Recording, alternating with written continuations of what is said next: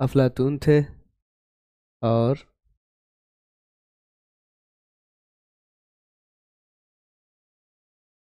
سقراط، افلاطون، ارسطو، لان جانس، آئی ریچرڈس. یہ لان جانس تک ہم لوگوں نے پڑھ لیا تھا، یہاں سے یہاں تک، سقراط سے لے کر لان جانس تک. اب جو ہم آج پڑھیں گے وہ آئی ریچرڈس، میتھیو آرنالڈ اور ٹی ایس ایلیٹ. دیکھیے 1 2 3، یہ تینوں بھی جو ہے مغربی. اس کو میں دوسرے حصے میں اس کو جوڑ کر کے تب آپ لوگوں کے سامنے اس کے اوپر پوری بحث کی جائے گی آج.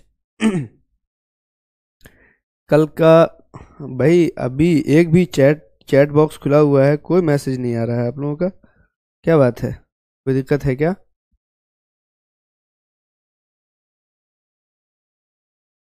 تب تو مجھے پتہ چلا کہ ہاں آپ لوگ دیکھ رہے ہیں یا نہیں دیکھ رہے ہیں. اپنے حاضری کا جو ہے ثبوت دیجیے.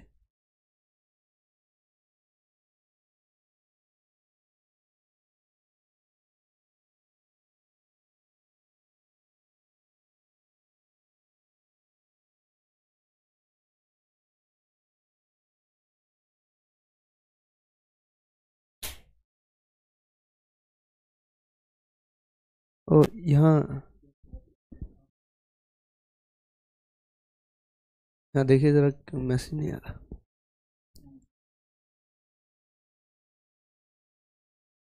آپ لوگ میسج کر رہے ہیں لیکن ہمیں نظر نہیں آ رہا تھا، اسی وجہ سے. Just wait a second.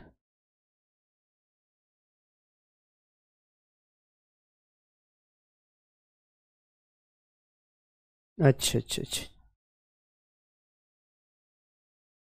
اب نظر آ رہا ہے.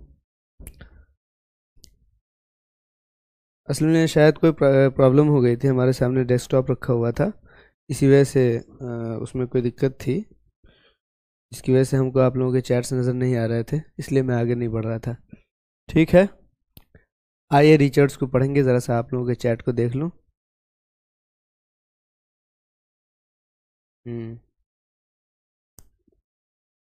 لگاتار میسج کر رہے ہیں. ہو جاتا ہے کبھی کبھی.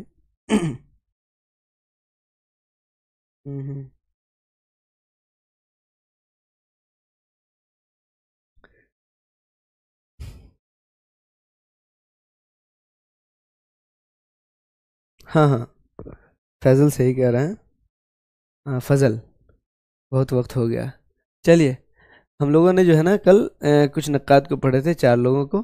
آج جو ہے 3 لوگوں کو ہمیں پڑھنا ہے، جن میں سے پہلا آئی ریچرڈس ہے.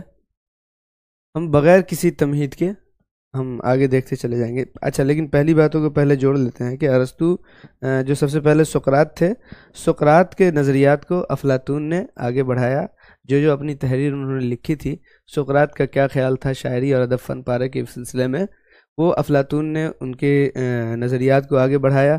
اور افلاطون کے شاگرد سقراط نے ارسطو نے افلاطون کے نظریات کو اپنی کتابوں میں یا اپنی تحریروں میں اس کا تذکرہ کیا، اور ان کے بھی نظریات سے کچھ اختلاف کرنے کے ساتھ ساتھ انہوں نے مطلب مستقل نظام فکر کے طور پر اس نے افلاطون کے نظریات کو اور اپنے نظریات کو سامنے پیش کیا.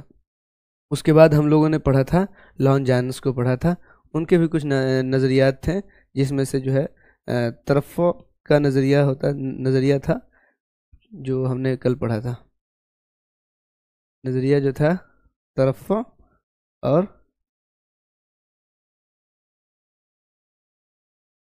نظریہ ترفع تھا اور عالم وجد تھا. ٹھیک ہے، یہ 2 نظریے کو پڑھا تھا ہم نے لان جانس کے سلسلے میں، اس کے انڈر میں. آج جو ہم پڑھیں گے وہ آئی ریچرڈس کو پڑھیں گے. یہ بھی مغربی نقاد میں سے ایک بڑا نام ہے. وعلیکم السلام ورحمۃ اللہ سب لوگ.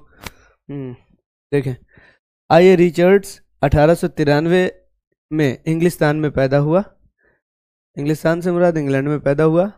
1915 میں کیمبرج سے بی اے کیا. 1915 یعنی 20ویں صدی کے اوائل میں، یعنی 20ویں صدی کے شروع میں کیمبرج یونیورسٹی سے بی اے کیا تھا انہوں نے. آئی ریچرڈس جمالیات کا پروفیسر تھا. کوئی اگر پوچھتا ہے کہ اس کا زمانہ کیا ہے تو 20ویں صدی کی شروعات کا زمانہ ہے۔ آئی ریچرڈز جمالیات کا پروفیسر تھا، ٹھیک ہے، وہ ادب کو سائنس کی نظر سے دیکھتا تھا۔ جو بھی فن پارے ہیں، جو شاعری ہے، جو ڈرامے ہیں، جو بھی چیزیں ادب میں شامل ہو سکتی ہیں، ان سب کو وہ سائنسی نظریات سے دیکھتا تھا۔ ظاہر ہے یہ کہتا تھا کہ بھائی جو بھی ہمارے سامنے جو چیزیں ہیں، جو ادب ہے، وہ سب سائنسی طریقے سے، اس کو سائنسی نظر سے اس کو دیکھو، ٹھیک ہے، صرف لطف اندوزی سے کام لینے سے کام نہیں چلے گا، بلکہ اس کو سائنسی سطح پہ دیکھو تاکہ اس سے کچھ فائدہ بھی ہو سکے۔ آئی ریچرڈز کی تصنیف دیکھیے ہے، تصنیف کیا ہے؟ سائنس اینڈ پوئٹری، ان کی یہ تصنیف ہے۔ آئی ریچرڈز نے 20ویں صدی میں عملی تنقید کو نئے طریقہ کار کے طور پر پیش کیا۔ دیکھیے آئی ریچرڈز نے 20ویں صدی میں 1915، یہ 20ویں صدی تو شروع ہو گئی تھی نا، 20ویں صدی میں عملی تنقید کو ایک نئے طریقہ کار کے طور پر پیش کیا۔ یہ جو عملی تنقید ہے، اچھا عملی تنقید کتنے لوگ جانتے ہیں؟ عملی تنقید کس کو کہتے ہیں؟ صرف بتا دیں کہ ہاں ہم جانتے ہیں، تعریف یہاں میں نہیں لکھواؤں گا آپ سے، ٹھیک ہے۔ عملی تنقید کس کو کہتے ہیں؟ ٹھیک ہے، اس کے نظریے کو سب سے پہلے مغربی نقاد میں آئی ریچرڈز نے 20ویں صدی میں، ٹھیک ہے، ایک نئے طریقہ کار کے طور پر پیش کیا عملی تنقید کو، ٹھیک ہے۔ ہاں بتا ہی دیتے ہیں، جو تنقید کے اصول ہوتے ہیں، اصول الگ ہیں، ٹھیک ہے، ان اصول کی ہی روشنی میں تنقید کرنا، ٹھیک ہے، اس کو عملی تنقید کہتے ہیں۔ ویسا نہیں ہے کہ بھائی تاثرات ہی ہم پیش کرنے لگیں۔ ایک آدمی جو شعر کہتا ہے یا ایک آدمی جو ادب لکھتا ہے، اس کو سن کر کے فوراً بادی النظر میں، پہلی ہی نظر میں آپ اس کی تعریف کرنے لگے، یہ تاثر ہوتا ہے، تاثر دینا ہوتا ہے کہ انہوں نے اچھا کہا یا برا کہا، ٹھیک ہے۔ لیکن عملی تنقید کا مطلب یہ ہوتا ہے کہ جو تنقید کے اصول ہیں، ان سارے اصول کو نظر میں رکھتے ہوئے، چاہے وہ بڑا شاعر ہو، چاہے چھوٹا شاعر ہو، بڑا لکھاری ہو یا چھوٹا لکھاری ہو، ٹھیک ہے، ان سب کو انہی اصول کے تحت قلمی طور پہ، ٹھیک ہے، عملی طور پہ وہ لکھے اور انہی اصول کے تحت جو ہے اس کو پرکھے اور قارئین کے ذہن پہ جو ہے اس کو، قارئین کے ذہن کی کسوٹی پہ تولے اسے، ٹھیک ہے، سامنے لا کر کے رکھے کہ یہ طریقہ کار، یہ جو ہے تنقید کے اصول تھے، چند اصول میں نے ان صاحب کے اس ادب پارے کو پڑھا، اس ادب پارے میں ان اصول کا خیال کتنا رکھا گیا ہے، کتنا نہیں رکھا گیا ہے، اسی کو کہتے ہیں عملی تنقید۔ عملی تنقید کے طریقہ کار کو ایک نئے طریقہ کار کے طور پہ اسی چیز کو آئی ریچرڈز نے 20ویں صدی میں پیش کیا۔ اردو ادب میں جو ہے آپ دیکھیں گے پروفیسر کلیم الدین احمد، ٹھیک ہے، پروفیسر کلیم الدین احمد صاحب نے جو ہے یہ عملی تنقید کا بہت اچھا نمونہ پیش کیا، اور انہوں نے اپنی عملی تنقید کے اندر یا پھر اپنی تنقید نگاری کے اندر یہ انہوں نے جو مدد لی ہے یا ان کے اوپر انہوں نے جو اثر لیا ہے وہ مغربی نقاد سے ہی لیا۔ آپ لوگ جانتے ہیں کہ مغربی ادب کو پڑھ کر کے آئے تھے اور مغربی نقاد سے انہوں نے بڑا استفادہ کیا تھا۔ مطلب یہی تھا کہ مغربی نقاد میں آئی ریچرڈز تھے، انہوں نے عملی تنقید کو ایک نئے طریقے کے طور پہ اپنے زمانے میں ابھارا تھا، کلیم الدین احمد نے اس کا اثر لیا، ٹھیک ہے، اور انہوں نے صرف تاثر نہیں دیا بلکہ عملی طور پہ شاعری کو پرکھا، ٹھیک ہے، شاعری کے جتنی بھی شعری اصناف ہیں ان سب کو پرکھا۔ آپ دیکھیں گے کہ غزل کو وہ پسند نہیں کرتے ہیں جو ایک شعر کے اندر اپنا پورا مضمون دے دے، کلیم الدین احمد کہتے ہیں کہ نہیں، ایسی غزل نہیں چلے گی، وہ مربوط شاعری کو پسند کرتے ہیں۔ جیسے کلیم عاجز صاحب کی شاعری کے اوپر انہوں نے جو ہے اس کی پذیرائی کی، ان غزلوں کی پذیرائی کی جو غزل جو ہے پوری مربوط غزلیں ہوا کرتی تھی۔ تو یہی اسی کو کہتے ہیں کہ عملی تنقید کے ایک نئے طریقہ کار کے طور پر آئی ریچرڈز نے 20ویں صدی میں پیش کیا۔ اور ہوتا بھی یہی ہے، دیکھیے مغربی نقاد کو ہم کیا پڑھیں اردو والے، تو وجہ اس کی یہی ہے کہ مغربی نقاد جو تنقید کیا کرتے تھے انہی کے تنقید کے طریقہ کار کو ہم لوگ اپنی تنقید جب ہم لکھتے ہیں یا پھر ہمارے نقاد جو لکھتے ہیں اپنی تنقید میں بروئے کار لاتے ہیں، ان کی تنقید سے کچھ سیکھتے ہیں، اسے استفادہ کرتے ہیں، ٹھیک ہے۔ ان لوگوں کا شعر کے سلسلے میں کیا خیال تھا، ہمارے یہاں شعر کے سلسلے میں کیا خیال ہے، وعلیکم السلام، ہمارے یہاں کیا خیال ہے، تو یہ ساری باتیں ہمیں مغربی نقاد سے ضرور ملتی ہیں، ٹھیک ہے۔ اور اردو چونکہ بہت نوخیز زبان ہے، مطلب اور دوسری زبانوں کے مقابلے میں بہت نئی زبان ہے، ٹھیک ہے، تو اس زبان نے جس طرح سے لفظیات میں دوسری زبانوں کا سہارا لیا ہے، اسی طریقے سے اپنے یہاں اپنے ادب میں جو اصناف ہیں، اصناف ادب ہے، اب چاہے وہ تنقید ہو یا تحقیق ہو یا شاعری ہو یا پھر جس چیز میں ہو، جو بھی تجربات انہوں نے کیا ہے وہ دوسری زبانوں سے، دوسری تنقید سے، دوسرے ادب پاروں سے اس نے استفادہ کیا ہے. اسی لیے مغربی نقاد کو ہم پڑھتے ہیں. تو عملی تنقید اگر اردو میں پائی جاتی ہے تو اس میں بھی اثر ہے، اس نے بھی اثر لیا ہے کہاں سے؟ مغربی تنقید سے. تو مغربی نقاد میں سب سے پہلے عملی تنقید کو کس نے ایک نئے طریقے سے پیش کیا؟ آئی اے ریچرڈس نے. آئی اے ریچرڈس کی تنقید نگاری سے تنقید میں نفسیاتی اسکول کا آغاز ہوتا ہے. تنقید میں نفسیاتی اسکول، یعنی جس کو نفسیاتی تنقید کہتے ہیں ہم لوگ، نفسیاتی تنقید آئی اے ریچرڈس کی تنقید نگاری سے ہی شروع ہوتی ہے. ٹھیک ہے، نفسیاتی تنقید میں کیا ہوتا ہے بھائی؟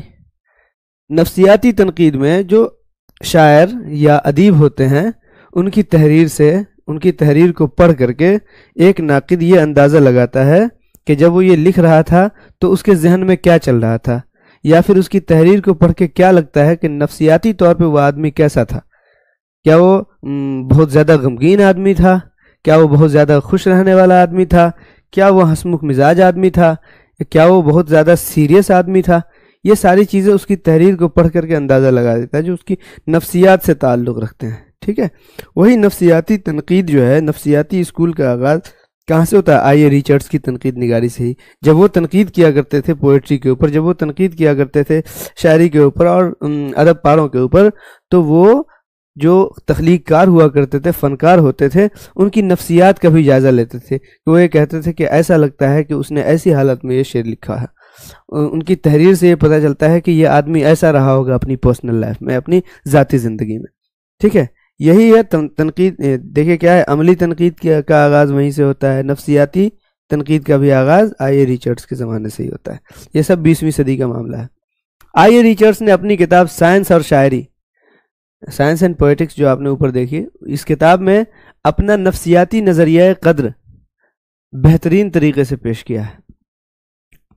ٹھیک ہے، جو نفسیاتی تنقید ہے، ٹھیک ہے، کسی بھی چیز کے مطلب اندازہ لگانے میں جو نفسیاتی چیزوں کا جو خیال رکھا جاتا ہے، شاعری، سائنس اور شاعری نام کی کتاب میں انہوں نے بہت اچھی طریقے سے اس چیز کو بیان کیا ہے، اس کو پیش کیا ہے.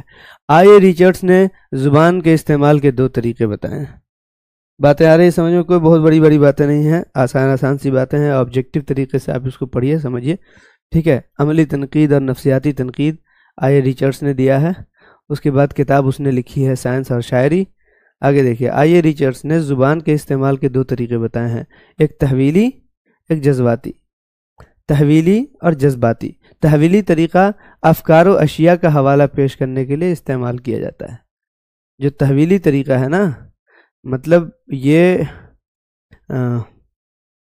ان زبان کو کہا جاتا ہے، زبان کے استعمال کرنے کا، اس زبان کے بولے جانے کا وہ طریقہ ہوتا ہے جس میں افکار یعنی ہماری فکروں کو، ٹھیک ہے، اور چیزوں کا حوالہ پیش کرنے کے لیے جو ہم زبان کا استعمال کرتے ہیں، ان زبانوں کو تحویل کہا جاتا ہے. تحویل کیوں کہتے ہیں اس کو؟ تحویل حوالہ سے آیا ہے نا، حوالہ دینا. ٹھیک ہے، تو جو حوالہ دینے کے لیے جس زبان کا ہم استعمال کرتے ہیں وہ زبان تحویلی ہے. ٹھیک ہے، جذباتی طریقہ اس لیے استعمال کیا جاتا ہے کہ ان افکار اور اشیاء سے جو جذبات پیدا ہوتے ہیں ان کو بروئے کار لایا جائے. ٹھیک ہے، جو چیزوں کا یا جو فکروں کا ہم حوالہ دیتے ہیں اس کو تحویلی زبان کہتے ہیں، اور جو چیزیں یا جو فکریں ہیں، ٹھیک ہے، اس سے ان افکار اور اشیاء سے جو جذبہ پیدا ہوتا ہے، جو انسان کے اندر کوئی چیز، کوئی لفظ کو پڑھ کر کے یا کسی فکر کو سن کر کے ایک عجیب سی کیفیت اس پہ طاری ہوتی ہے، ایک سکون کی کیفیت طاری ہوتی ہے، غم اور مسرت کی کیفیت طاری ہوتی ہے انسان کے اوپر، تو اسی زبان کو جذباتی زبان کہا جاتا ہے. یعنی زبان کے استعمال کے 2 طریقے انہوں نے بتایا کہ جو ہم لکھتے ہیں ہماری زبان کے استعمال کرنے کے 2 طریقے ہیں. ایک تو وہ زبان جس زبان سے ہم حوالہ دیتے ہیں، ٹھیک ہے، اور ایک وہ زبان جس زبان سے جذبات کا تعلق ہوتا ہے.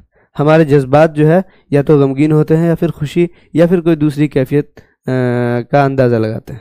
یہ 2 طرح کی زبان ہے. سائنس اور نثر کی زبان کو تحویلی کہا جاتا ہے اور شاعری کی زبان کو جذباتی. دیکھیے، ایک تو انہوں نے کہا حوالہ دینا، دوسری کہا کہ حوالہ دی جاتی ہے حوالہ دیا جاتا ہے جس زبان کے ذریعہ وہ نثر کی زبان ہوتی ہے. انہوں نے یعنی یہ کہنا چاہتے ہیں کہ نثر کی زبان میں ہم کبھی کسی کا حوالہ اگر دیں گے تو نثر میں ہی دیں گے. کہا کہ سائنس اور نثر کی جو زبان ہوتی ہے وہ تحویلی، اس کو بھی تحویلی کی ایک دوسری تعریف کیا کہ وہ زبان جو سائنس اور نثر کے لیے استعمال کی جاتی ہے اس کو تحویلی کہا جاتا ہے، اور شاعری چونکہ جذبات سے تعلق رکھتی ہے اسے انسان کے جذبات برانگیختہ ہوتے ہیں، اسی لیے شاعری کی زبان کو جذباتی کہا ہے. آئیے ریچرڈز زبان و معنی کے رشتے پر زور دیتا ہے. پہلے زبان و معنی کے رشتے کے اوپر آپ نے بہت ساری باتیں پڑھی تھی مشرقی تنقید میں بھی، ٹھیک ہے. آئیے ریچرڈز بھی زبان اور معنی کے رشتے پر زور دیتا ہے. اس نے اس سلسلے میں اشاریت کی سائنس ایجاد کی. اشاریت کی سائنس، ٹھیک ہے، یہ ایک نظریہ ہے، ٹھیک ہے، اس کو انہوں نے ایجاد کیا. یہ تھوڑی سی بات جو ہے آپ کو اس کے بارے میں سیکھنے کو ملی، آئی اے ریچرڈز کے بارے میں. یہ باتیں دھیان میں رکھنے کی ضروری ہے کہ عملی تنقید اور نفسیاتی تنقید گئے، اور زبان کو اس نے دو حصے میں تقسیم کیا، تحویلی اور جذباتی میں. نثر کی زبانوں کو تحویلی کہتا تھا اور شاعری کی زبان کو جذباتی کہتا تھا. زیادہ باتیں نہیں ہیں اس میں، تھوڑی سی باتیں ہیں، غور سے سنیے. میتھیو آرنلڈ، ٹھیک ہے، یہ ان کی ولادت 24 دسمبر 1822 عیسوی میں ہوئی، ٹھیک ہے. یہ علیہم لکھا گیا ہے، لگتا ہے کہ عیسیٰ علیہ السلام کچھ ایسا لکھنے والے تھے. یہ مسٹیپنگ ہے، ٹھیک ہے. دسمبر 1822 عیسوی میں ہوئی.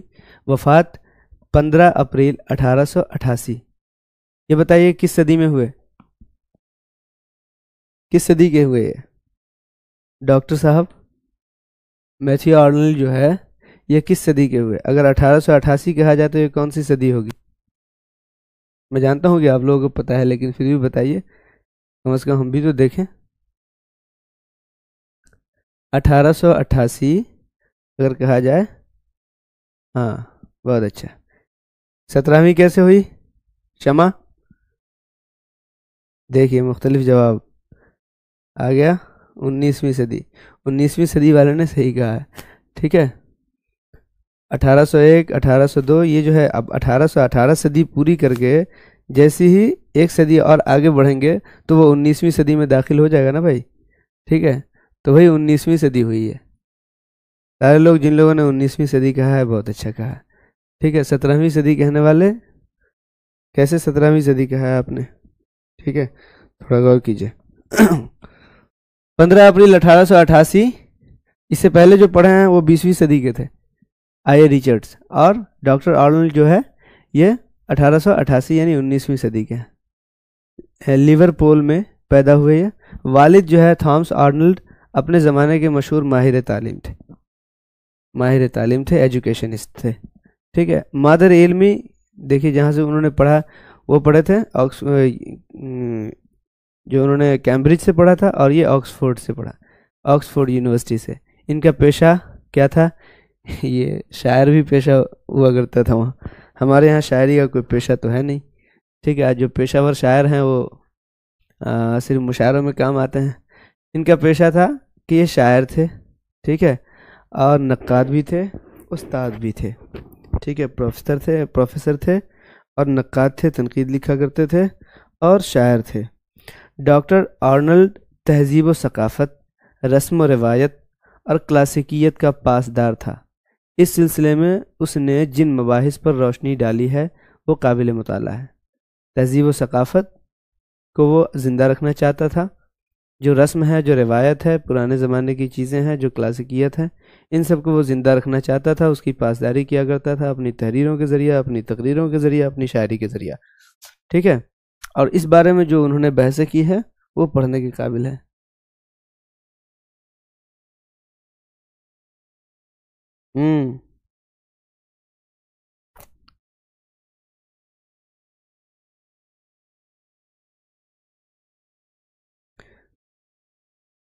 چلیے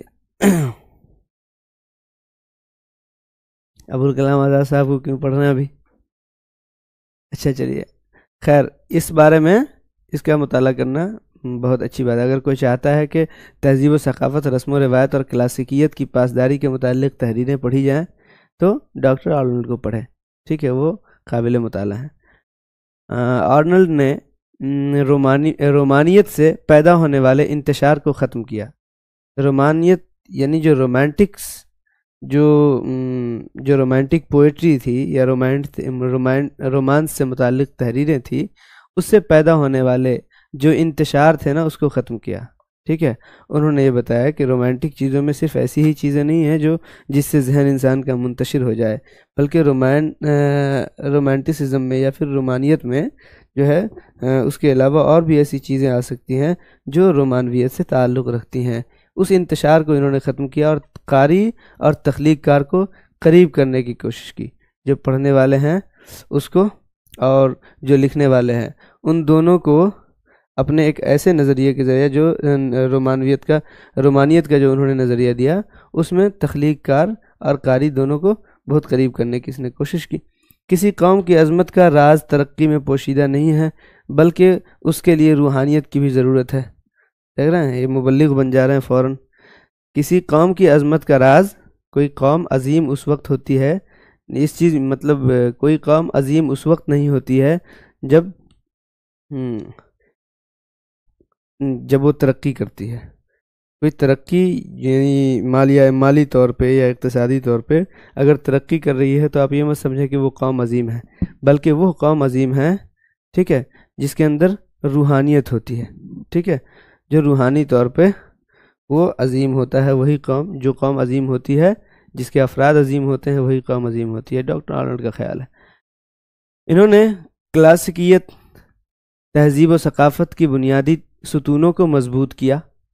کلاسیکیت کو ہے نا، تہذیب و ثقافت کی بنیادی ستونوں کو، یعنی کیسے کلاسیکیت بچ جائے، کیسے تہذیب و ثقافت بچے۔ پچھلا جملہ ہے وہی کہ کلاسیکیت کا بھی انہوں نے اگر مطالعہ کرنا چاہیے آپ تہذیب و ثقافت کو، کس نے بچانے کی کوشش کی ہے کلاسیکیت کی، کس نے زیادہ خیال رکھا ہے، تو آپ کو اس کا مطالعہ کرنا چاہیے۔ بات وہی تو ہے یہاں پہ، ہے نا۔ آرنلڈ نے کلاسیکیت، تہذیب و ثقافت کی بنیادی ستونوں کو مضبوط کیا ہے۔ آرنلڈ نے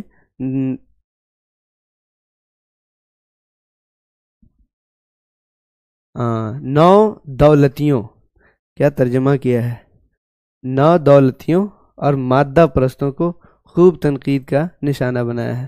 نو دولتیوں سمجھ رہے ہیں نا، نو دولتیوں سے کیا سمجھا آپ لوگوں نے؟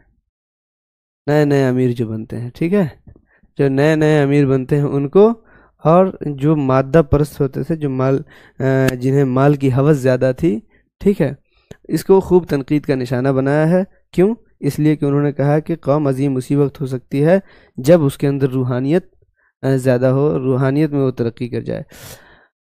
ادب تنقید حیات ہے۔ ادب کے بارے میں یہ کہنا کہ ادب تنقید حیات ہے، اس سے آرنلڈ نے ادب اور زندگی کو ایک دوسرے کا ترجمان بتایا ہے۔ ادب تنقید حیات ہے، یعنی دیکھیں کتنی اچھی بات کہی انہوں نے کہ ہماری جو زندگی ہے اس زندگی کی بھی تو کوئی تنقید کرتا ہے۔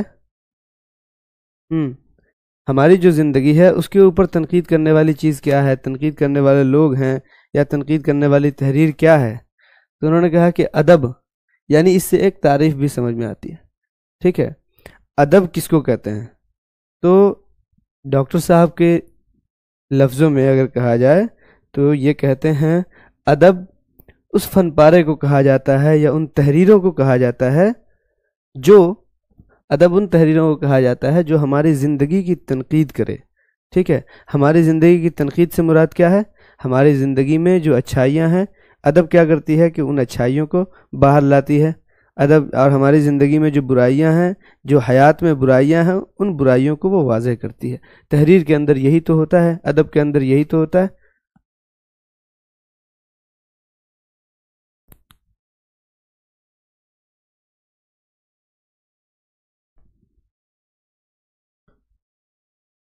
بہت دیر کے بعد سمجھ میں آیا نا، نو دولتیوں کس کو کہتے ہیں؟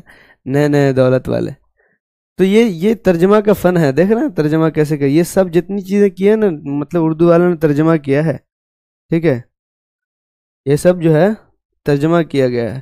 خیر آپ اس سے گھبرائیں نہیں، اس کو بات کو جو ہے مطلب اگر کوئی اس سے گھبرا جاتا ہے اسی وقت جب اس کو ہوا بنا لیتا ہے، آسانی سے سمجھنے کی کوشش جب ہم کرتے ہیں، تھوڑا سا دماغ لگانا ہوتا ہے، تھوڑا سا ذہن پہ زور ڈالنا ہوتا ہے، سب سمجھ میں آ جاتا ہے۔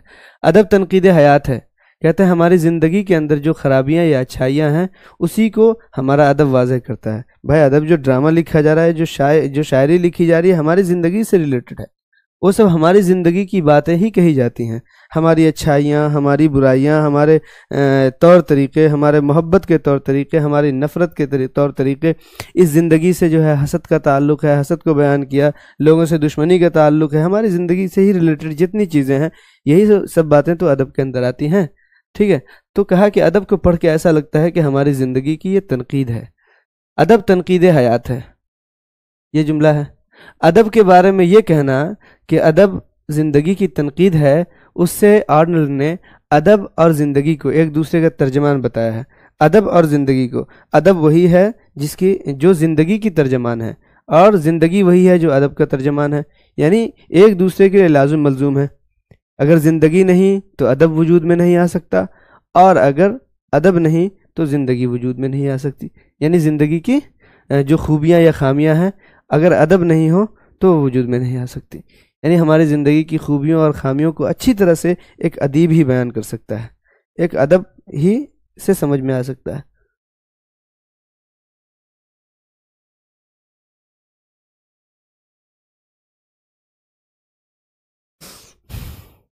کوئی بات نہیں کمال خان، ہمیں انگلش بھی آتی ہے، ٹھیک ہے، یا رومن بھی آتی ہے، لکھنے دیجئے، ٹھیک ہے۔ یہاں پہ تو پڑھنا ہے سب کو، پہلے پڑھنے دیا جائے، اس کے بعد گروپوں میں آپ اپنے درمیان جو ہے کوشش یہ کیجئے کہ اردو میں لکھیے، اردو میں پڑھیے، ٹھیک ہے۔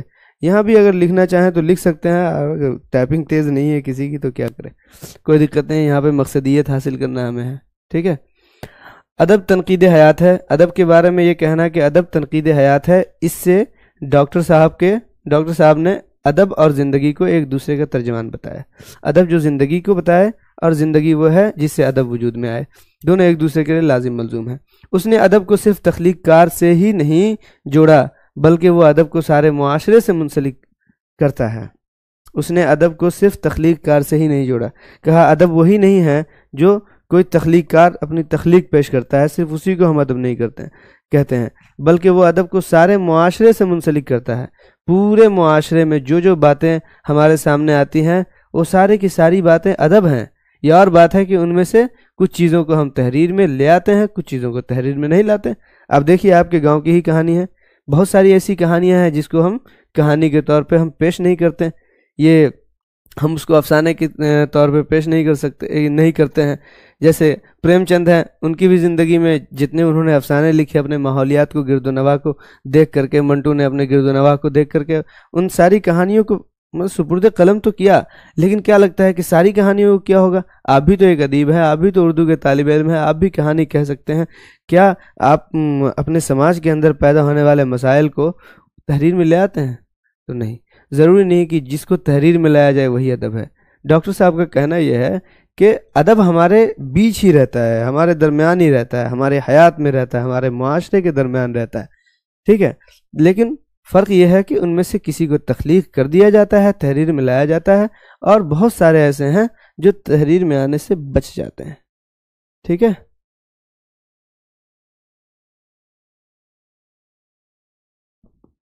یہ کون ہے بھائی؟ کامیاب مائنڈ سیٹ، ابھی آپ کے پاس 19ویں صدی یا 17ویں صدی کا سوال پہنچا ہے؟ وہ سلائیڈ بھی ہٹ گیا، لگتا ہے نیٹ چل رہا ہے سلو کچھ لوگوں کا، ہے نا؟ کوئی بات نہیں، یہ تو اچھا ہے کہ لائیو ویڈیوز جو ہے یہ ریکارڈڈ ہوتی ہیں، آپ لوگ بعد میں بھی دیکھتے ہیں، ٹھیک ہے۔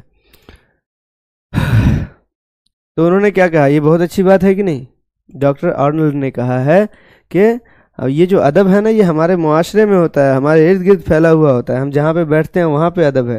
یہ بھی ادب ہے کہ ہم جو ہے اپنے روم سے یہاں پہ آئے ہیں آپ لوگوں کو پڑھانے کے لیے، یا آپ لوگوں کے سامنے یہ لیکچر چل رہا ہے، یہ ساری چیزیں، اور ہمیں جو ہے کیسے میں نے پڑھا اس کو، آپ جو ہے کس طرح سے پڑھ رہے ہیں، اس کمنٹ کے اندر کیا کیا مطلب ہم کو بیل بوٹے دیکھنے کو مل رہے ہیں، کیسی کیسی باتیں لوگ کرتے ہیں، یہ سب بھی تو ہمارے سامنے کے واقعات ہیں نا، ہمارے ارد گرد کے واقعات ہیں۔ تو ان سب کو اگر ہم تحریر میں لے آئیں گے تو یہی ادب بن جائے گا۔ اگر ہم اس کو تحریر میں نہیں لاتے ہیں تو یہی ابھی وجود میں آ کر کے یہ ادب ابھی ختم ہو جائے گا، کل بھول جائیں گے آپ اس واقعے کو. ٹھیک ہے، چلیے. تو وہی کہہ رہے ہیں کہ اس نے ادب کو صرف تخلیق کار سے ہی نہیں جوڑا ہے بلکہ وہ ادب کو سارے معاشرے سے منسلک کرتا ہے. بات سمجھ میں آ گئی ہے؟ یہ بات سمجھ میں آ گئی؟ Very good. چلیے. ڈاکٹر سید عبداللہ نے کہا کہ آرنلڈ اپنے عہد کے اخلاقیات کا نقاد، ٹھیک ہے، اخلاقی مطالعے کا نقاد، یعنی اخلاقی تعلیم جو تھی ہے نا اس کا نقاد تھا، اس پہ تنقید کرتا تھا. ٹھیک ہے، اور معترض تھا. ٹھیک ہے، نقاد تھا اور معترض تھا، یعنی اخلاقی جو اقدار تھے، جو اخلاقی جن باتوں کو اخلاقی تعلیم کے یا اخلاقی معاملات کے انڈر میں لایا جاتا تھا، ان کے ضمن میں بیان کیا جاتا تھا. ٹھیک ہے، اس کی وہ تنقید کرتے تھے. بعض چیزوں کو وہ اخلاقی کہتے تھے، بعض چیزوں کو وہ اخلاقی نہیں کہتے تھے. بعض چیزیں جو ان کے زمانے تک اخلاقیات میں شمار کیے جاتے تھے وہ اس کے اوپر اعتراض کرتے تھے. ٹھیک ہے، وہ شاعر بھی تھا اور نقاد بھی، لیکن ان اوصاف کے علاوہ وہ نقادوں کا نقاد اور معاشرے کا بھی نقاد تھا. وہ نقادوں پر بھی تنقید کرتا تھا.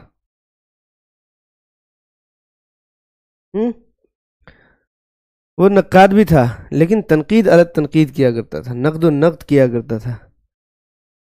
آپ نے دیکھا کہ ایک تو ہوا ادب پارے، نقادوں کا نقاد کا کیا مطلب ہوتا ہے؟ ایسا نہیں گنڈوں کا گنڈا، ٹھیک ہے، عالموں کا عالم، یہ نہیں کہ بڑے سے بڑا نقاد تھا.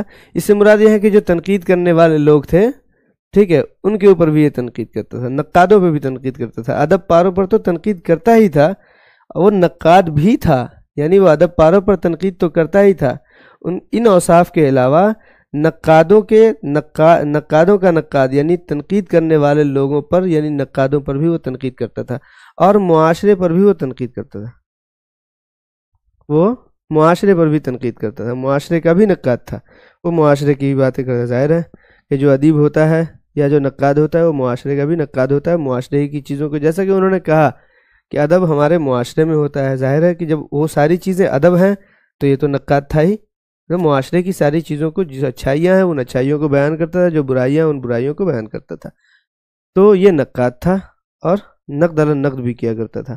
میتھیو آرنلڈ کو نہ صرف اعلیٰ ادیب کی حیثیت سے امتیاز حاصل ہے بلکہ اس سے بڑھ کر وہ ایک منفرد، یعنی ایک اعلیٰ ادیب بھی ہے اور ایک منفرد نقاد کی حیثیت سے بھی ممتاز رہے ہیں. ایک تو ظاہر ہے ایک تو نقاد بھی ہے اور تنقید نگاروں کو بھی وہ تنقید کرتے ہیں، تو نقاد کی حیثیت سے بھی اور ادیب کی حیثیت سے بھی بہت مشہور ہے. مغربی ادب میں لانجانس اور کالرج کے نظریات کے تحت تخلیق کار اور ناقدین رومانوی انتشار کا شکار ہو گئے تھے. لانجانس جس کو ابھی ہم نے تھوڑا دیر پہلے پڑھا تھا، اور ویسے ہی ایک جو ہے کالرج ہیں، تو ان کے نظریات یہ تھے کہ تخلیق کار اور جو ناقد ہوتے ہیں نا وہ رومانوی انتشار کا شکار ہو جاتے ہیں. رومانوی انتشار ہوتا ہے اس کے اندر، مطلب جو رومانیت سے جو ذہن بھٹکتا ہے، ٹھیک ہے، یہ اسی کے شکار تھے. رومانیت اپنی انتہا میں جس انتشاری کیفیت سے دوچار ہوا کرتی ہے اور قاری اور خالق کا رشتہ ٹوٹنے لگتا ہے، ٹھیک ہے، بالکل یہی صورتحال مغربی ادب پر چھائی ہوئی تھی. کیوں؟ دیکھیے لانجانس اور کالرج جو ہے ان سے پہلے کے زمانے کے لوگ تھے، ٹھیک ہے، اور اس کے زمانے ان کے جو جیسے نظریات تھے ان کی نظریات کے اوپر عمل کر کے تخلیق کار یا ناقد کوئی بھی ہو وہ رومانوی انتشار کا شکار ہو گئے تھے. بالکل یہی صورتحال کیا تھی مغربی ادب پہ چھائی ہوئی تھی. کلاسک اور تہذیبی جس طرح ہر عمل کا رد عمل لازمی ہے، اسی طرح رومانیت کے رد عمل کے طور پر آرنلڈ نے اپنی تنقیدی نظریات پیش کیے. ہر عمل کا رد عمل، ایوری ایکشن، یعنی ہر عمل جو ہوتا ہے ہمارا اس کے اندر ایک ری ایکشن بھی ہوتا ہے، کوئک ری ایکشن، فوراً جو ہے اس کا رد عمل بھی ہوتا ہے، ٹھیک ہے، اس کا رد عمل لازمی ہے، ٹھیک ہے، رومانیت کے رد عمل کے طور پر، ٹھیک ہے، رومانیت ایک عمل ہوا، ٹھیک ہے، اور اس کے ری ایکشن کے طور پر آرنلڈ نے اپنی تنقیدی نظریات پیش کیے. ٹھیک ہے، ڈاکٹر آرنلڈ نے جو ایک عمل تھا، یعنی ان کے نظریات تھے، ان کے نظریات کے خلاف جو ہے ایک مطلب پرجم بغاوت بلند کیا، انقلابی نظریہ پیش کیا۔ وہ کیا تھے؟ ان کے تنقیدی نظریات، اور انہوں نے کہا کہ کالرج ہوں یا پھر لان جانسن یا پھر اس زمانے کے لوگ یا پھر ان کے تنقیدی نظریات سے متاثر لوگ، یہ سارے کے سارے غلط ہیں، آئے ہماری تنقید کو پڑھیں۔ جب انہوں نے اپنی تنقید کو لوگوں کے سامنے رکھا تو پتہ چلا کہ بھائی تب جو ہے جا کر کے لوگ رومانوی انتشار کے شکار ہونے سے بچنے لگے۔ آرنلڈ روایت زدہ تھا، اور اس سلسلے میں اس نے جن مباحث کا آغاز کیا ان کی گونج آج بھی ادبی فضا میں موجود ہے۔ روایت زدہ تھا مطلب روایت کو پسند کرتا تھا یا روایت کا اس کے اوپر اثر تھا، اور اس نے اس چیز سے متاثر ہو کر جن بحثوں کا آغاز کیا وہ اس کو آج بھی لوگ جانتے ہیں، ادبی لوگ آج بھی جانتے ہیں، ان کی گونج آج بھی ادبی فضا میں موجود ہے، مطلب آج بھی لوگ جانتے ہیں۔ اور اس مکتبہ فکر کا پروردہ ٹی ایس ایلیٹ اہم نقاد مانا جاتا ہے، اور اس مکتبہ فکر کا پروردہ، ٹھیک ہے، یعنی ان کے ہم جو ہے ڈاکٹر میتھیو آرنلڈ کے مکتبہ فکر کا پروردہ کون تھا؟ ٹی ایس ایلیٹ، یہ ایک اہم نقاد کے طور پر مانا جاتا ہے۔ طے ہے کہ کالرج کی طرح آرنلڈ کا شمار بھی ان ناقدین میں ہوتا ہے جنہوں نے اپنے عہد کے مزاج کو بدل ڈالا، جس طرح سے کالرج نے اپنے زمانے کے مزاج کو بدل دیا تھا۔ بہت بڑا نقاد تھا یہ بھی، ابھی اس کی تنقیدی نظریات کو تو آپ نے پڑھا ہی نہیں، یہ بھی بہت بڑا نقاد تھا، اور انہوں نے بھی اپنی تنقید سے اپنے زمانے کے مزاج کو بدل دیا تھا۔ اسی طرح سے ڈاکٹر آرنلڈ نے بھی ایسی تنقید لکھی کہ اپنے عہد کے مزاج کو بدل ڈالا۔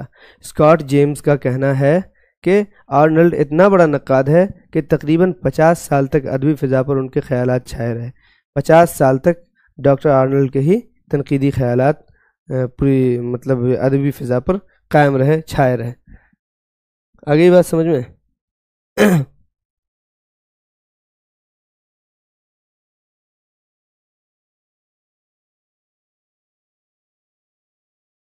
بھائی کچھ کمنٹس ڈیلیٹ ہو رہے ہیں جس کو میں نے دیکھا نہیں، ٹھیک ہے، اگر ان میں آپ کے کچھ سوالات رہے ہوں تو میں اس کو ٹھیک سے، یا پھر کمنٹ ڈیلیٹ ہونے کی وجہ سے میں پڑھانے میں مصروف تھا، میں دیکھ نہیں سکا۔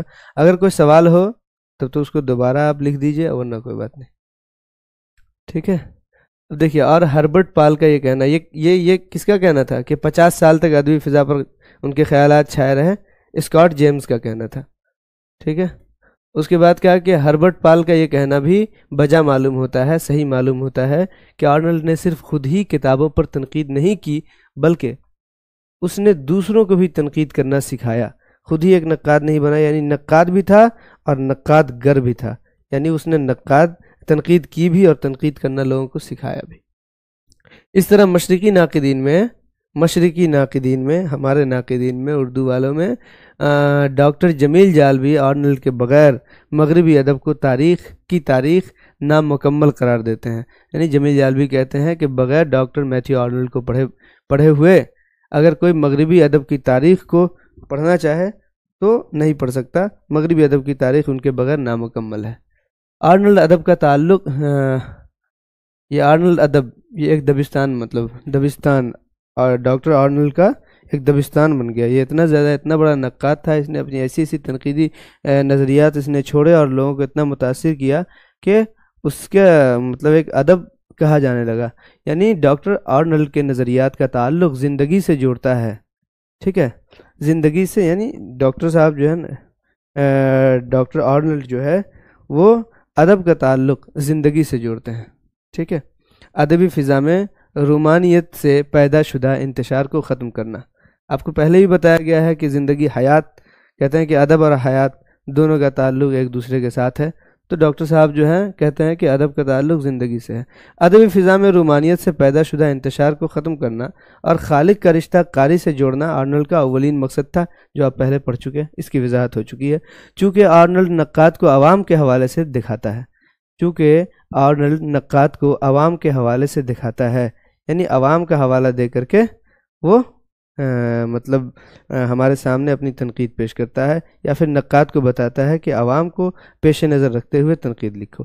اس لیے اپنے معاشرے کی ہر برائی پر کڑی نظر رکھتا ہے، ہر برائی کو وہ دیکھتا ہے، اس کے اوپر کڑی نظر رکھتا ہے۔ ان کے دور میں چند نو دولتیے ہے نا، نو دولتیے صاحب اقتدار تھے، نئے نئے امیر تھے تو ان کو اقتدار مل گیا، اور غریب عوام محض پس رہے تھے ان نو دولتیوں کی وجہ سے۔ انگلستان میں مشینی زندگی کا دور دورہ تھا، ٹھیک ہے، خاص طور پر کوئلے کی پیداوار، کوئلے کی پیداوار، یہ پیدا اور لکھا گیا ہے، یہ پیداوار ہے،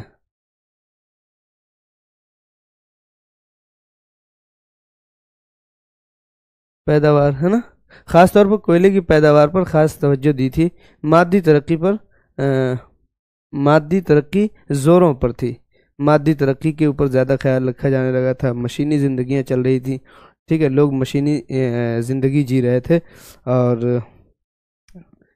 یہ اب جو دیکھ رہے ہیں یہ کمپیوٹرز ہیں، یا پھر اس کے علاوہ اور بھی دوسری مشینیں ایجاد ہو رہی تھیں، کوئلے کی پیداوار پر خاص توجہ دی جا رہی تھی، مادی ترقی زور پر تھی۔ کس کے زمانے میں؟ ڈاکٹر آرنلڈ کے زمانے میں۔ اور آرنلڈ کا خیال ہے کہ قومی عظمت محض ترقی سے نہیں ہوتی، پہلے بھی آپ پڑھ چکے ہیں، یعنی جو قوم کی عظمت ہے وہ ترقی سے نہیں ہوتی۔ وہ دیکھ رہا تھا یہ سب چیزوں کو، اس کو برا لگ رہا تھا، وہ کہہ رہا تھا کہ یار جو مشینی زندگی اور مادی ترقیوں سے تم سوچ رہے ہو کہ ہماری قوم عظیم ہو رہی ہے، تو قوم عظیم مادی ترقی سے نہیں ہوتی، بلکہ اس کے لیے روحانی کاملیت کی ضرورت ہے، روحانی طور پہ وہ کامل ہونا ضروری ہے۔ لوگوں کو ایک دوسرے کا درد سمجھ میں آنا چاہیے، ایک دوسرے کی برائی سمجھ میں آنا چاہیے، ٹھیک ہے، خود غرضی کو چھوڑنا چاہیے، حسد، جلن، کپٹ، بغض و عداوت کو اپنی زندگی سے دور کرنا چاہیے، اور انسان کو سمجھے، خدا کو سمجھے، یعنی روحانیت کو سمجھے، تب جا کر کے اگر اس میں وہ کامل ہو جاتا ہے تب ہم کسی قوم کو عظیم سمجھتے ہیں۔ چنانچہ اس نے مادیت پسندی کے اس دور میں رومانیت، کلاسیکیت، تہذیب اور کلچر کے بنیادی اصولوں کا پرچار کیا،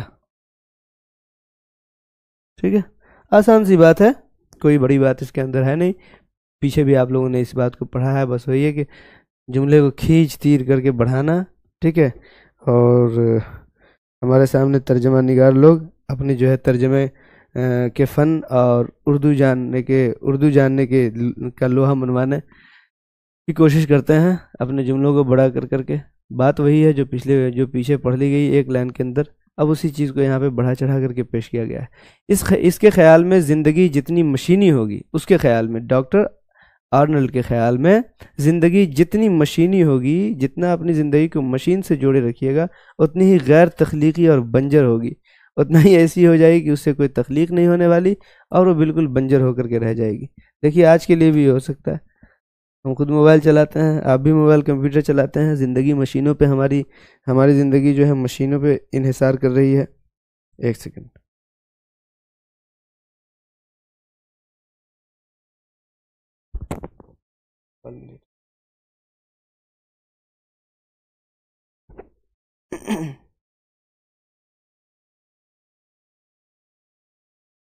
سوری، تو اس کے خیال میں کیا ہے کہ زندگی جتنی مشینی ہوگی اتنی ہی بنجر ہوگی۔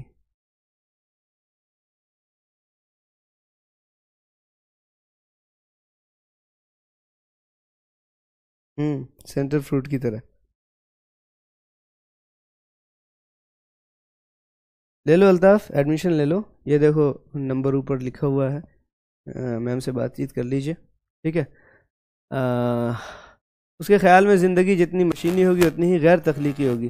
اب جتنا لوگ موبائل چلانے لگے ہیں، جتنا موبائل سے اپنا فائدہ اٹھانے لگے ہیں، مشین سے اپنے آپ کو جوڑ لیے ہیں، لوگوں نے کتنے لوگوں نے، آپ دیکھیے کہ جب تک موبائل نہیں تھا اس وقت کتابوں کا مطالعہ لوگ کتنا کرتے تھے، اور پھر کتابوں کا جب مطالعہ کرو گے تو پھر لکھنے کا بھی من کرے گا، کچھ چیزیں جو اب اپنے خیالات نہیں ہوں گے تو کچھ ایسے خیالات جو آپ کو کتابوں میں نظر آئیں گے۔ کیسے ہوتا تھا پہلے کہ آپ جو ہے ایک پیام مشرق پڑھتے تھے، یا پھر جو شعر کی جو کتابیں ہوتی تھی آپ ان سب کو پڑھتے تھے، اور جو اچھا شعر لگتا تھا آپ اس کو لکھ لیتے تھے ڈائری میں، نہیں، اور کوئی مقولہ اچھا لگتا تھا، یہ خود میں نے کیا ہے، جو شروع میں جب ہم شعر کو دیکھا کرتے تھے، کوئی شعر اچھا لگتا تھا تو اس کو نوٹ کر لیا کرتے تھے، ناول پڑھا کرتے تھے، کوئی جملہ اچھا لگ گیا، کوئی لفظ اچھا لگ گیا، کسی لفظ کا اچھا مطلب حسین استعمال لگ گیا تو وہ سب کو ہم لکھ لیا کرتے تھے، آپ بھی لکھتے ہوں گے اس زمانے میں۔ لیکن جب سے موبائل آیا یا کمپیوٹر پہ ہم لوگ پڑھنے لگے اور اس طرح سے جو ہے مشین سے اپنی زندگی کو جوڑ لیے، تخلیق نہیں ہوئی۔ اب وہ چیز جو پہلے جمع کر لیتے تھے اس سے ہم کچھ نہ کچھ لکھ لیا کرتے تھے، کبھی جو ہے اس شعر کو پڑھ کر کے اسی کے جیسا کوئی دوسرا شعر بنانے کی کوشش کرتے تھے، کبھی جو ہے کوئی جملہ لکھتے تھے اس جملے کو اپنے جملے میں استعمال کرنے کی کوشش کرتے تھے، یہ سب کرتے تھے، ٹھیک ہے۔ مجھے پتہ ہے یہ سب ہوتا تھا، لیکن آج ایسا کرتے ہیں؟ ذرا انصاف سے بتائیے، آج نہیں کرتے۔ اچھا ٹھیک ہے، یہ موبائل میں ہے، چلو کوئی بات نہیں، اس کو کاپی کر کے کہیں بھیج دیتے ہیں، یا پھر کہیں رکھ لیتے ہیں، ٹیلی گرام پہ رکھ لیے کوئی چینل بنا کر کے، یوٹیوب کے اندر جو ہے سوری واٹس ایپ کے اندر کوئی ایسا گروپ بنا لیتے ہیں جس کے اندر اس طرح کی چیزیں رف کے طور پہ ہم رکھ لیتے ہیں، پھر بھول جاتے ہیں کہ سچ میں مطلب ہم نے کیا لکھا ہے یا پھر کیا رکھا تھا کیا نہیں رکھا تھا۔ کم از کم ڈائری کو تو ایک مرتبہ پڑھ بھی لیتے تھے، آج ایسا نہیں ہے۔ تو تخلیق کا مادہ جو ہے نا ختم ہوتا چلا جا رہا ہے مشین سے اپنی زندگی کو جوڑنے سے۔ ہاں وہی اسکرین شاٹ۔ تو اتنی ہی غیر تخلیقی اور بنجر ہوگی ہماری زندگی۔ یہ کس کا خیال ہے؟ ڈاکٹر میتھیو آرنولڈ کا خیال ہے، اور آج تک جو ہے آج جو ہے پورا اس کا جو انہوں نے خیال اس زمانے میں پیش کیا تھا آج جو ہے صاف صاف ہمارے سامنے ہے۔ اس کے عہد میں عزت و عظمت کا معیار دولت تھی، اس کے عہد میں عزت و عظمت کا معیار دولت تھی۔ ان کے نزدیک ان کا نظریہ ایسا نہیں تھا، بلکہ ان کے زمانے میں عام لوگوں کا یہ خیال تھا کہ عزت والا یا عظمت والا اسی کو کہا جا سکتا ہے جو دولت مند ہے، اور ان عمومی رویوں کے خلاف آواز اٹھانا ضروری تھا ڈاکٹر صاحب کے نزدیک، ٹھیک ہے۔ ان کی رائے میں یہ تھا کہ یہ جو عام طور پہ لوگوں کا خیال بنا ہوا ہے، عام رویہ جو ہے کہ عزت و عظمت یہی جو ہے مطلب دولت کا معیار ہے، عزت و عظمت کا معیار دولت ہے، تو یہ رویہ اچھا رویہ نہیں ہے، اس کے خلاف آواز اٹھانا چاہیے، کیونکہ ایسے مادیت پرست معاشرے میں ادب کی قدر شناسی، ایسے مادیت پرست زمانے میں معاشرے میں ادب کی قدر کوئی نہیں کرے گا۔ ادب اور دولت دونوں تو الگ الگ چیزیں ہیں نا، دولت میں پھنس جائے گا تو ادب کہاں سے سیکھے گا، ٹھیک ہے۔ تو وہی کہا کہ ادب کی قدر شناسی نہیں ہوگی۔ جہاں لوگ دولت کو پسند کرنے لگیں گے ادب کو پسند نہیں کریں گے، جو دولت مند ہوں گے وہ چھوٹی سی چھوٹی ہلکی سی پھلکی عجیب غریب شاعری لکھیں گے تو لوگ جو ہے اس کے اوپر لوگ پتہ نہیں کون کون سے ایوارڈ پیش کر دیں گے، اور اگر کوئی دولت مند نہیں ہوگا تو اس کو کیا کرے گا، اس کی اچھی سے اچھی شاعری، بڑی سے بڑی شاعری کو جو ہے مطلب کوڑے دان میں ڈال دیا جائے گا۔ تو یہ معیار کیا ہوا، مطلب عزت و عظمت کا معیار کیا بنا یہاں پہ؟ ایسی صورت میں عزت و عظمت کا معیار دولت بنی، نام بنا، شہرت بنی، مادہ پرستی بنی، ٹھیک ہے۔ تو ایسے زمانے میں کیا ہوتا ہے کہ ادب کی قدر شناسی نہیں ہوتی، ادب کی قدر شناسی نہیں ہوتی۔ سلیم ذوق سلیم، اور میں نے بھی سوچا سلیم کہاں سے آ گیا، ذوق سلیم اور سخن فہمی محض خواب بن کر رہ گئی۔ جو انسان کا ذوق سلیم تھا اور سخن فہمی جو ہوتی تھی، کوئی لفظ دیکھیں نا کتنا آسان آسان سا لفظ لکھا ہوا رہتا ہے، آسان جملہ لکھا رہتا ہے، بچوں کو سمجھ میں نہیں آتا ہے، اس کو جو ہے بہت اچھی طرح سے واضح کرنا پڑتا ہے، ٹھیک ہے۔ یا پھر کوئی شعر کہہ رہا ہے، اس شعر کو ہم سمجھ ہی نہیں پاتے ہیں منہ دیکھ کر کے، بھائی پروفیسر صاحب ہیں یا پھر ہمارے ڈاکٹر صاحب ہیں یا پھر کوئی ایسے ہیں جن کا نام ہے، جن کی شہرت ہے، وہ اگر شعر پڑھ رہے ہیں تو واہ واہ ضرور کریں گے، کیونکہ یہ ان کا شعر ہے، ان کا منہ دیکھ کر کے یا پھر ان کی ذات کو دیکھ کر کے جو ہے اس کی تعریف کرتے ہیں، یا پھر لیکن یہاں پہ سخن فہمی تو نہیں ہوتی، پرستاری ہوتی ہے۔ غالب نے کیا کہا تھا، ہم سخن فہم ہیں، ہم سخن فہم ہیں، غالب کی طرفدار نہیں۔ میرا ایک شعر ہے، مسند درس سخن پر بھی سخن فہم نہیں، مسند درس سخن پر بھی سخن فہم نہیں، صرف غالب کے طرفدار ہوا کرتے ہیں۔ یعنی جو درس سخن ہے، ادب کی جو درس گاہیں ہیں، وہاں بھی لوگ ادب کو سمجھنے والے نہیں ہیں، ادب کو پڑھنے والے نہیں ہیں، ٹھیک ہے۔ تو چہ جائے کہ عام لوگ وہاں پہ غالب کے طرفدار ہوتے ہیں کہ کون غالب جیسی حیثیت رکھتا ہے، کون جو ہے بڑے لوگ ہوتے ہیں، ٹھیک ہے۔ تو یہ ذوق سلیم کا فقدان ہوتا ہے، سخن فہمی محض خواب بن کر کے رہ جاتی ہے۔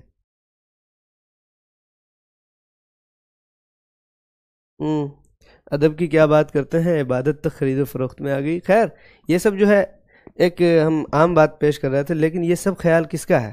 یہ سب میتھیو آرنولڈ کا خیال ہے، جو اس زمانے میں 19ویں صدی کے اواخر میں یہ ایسا سوچ رہے تھے، اور ان تمام چیزوں کے خلاف وہ نعرے بلند کرتے تھے، اور ان تمام چیزوں کے خلاف آواز اٹھانا یہ ضروری سمجھتے تھے، ٹھیک ہے۔ کیوں؟ کیونکہ اگر دولت کو اگر پسند کیا جائے تو وہی ہوا جو آج ہو رہا ہے.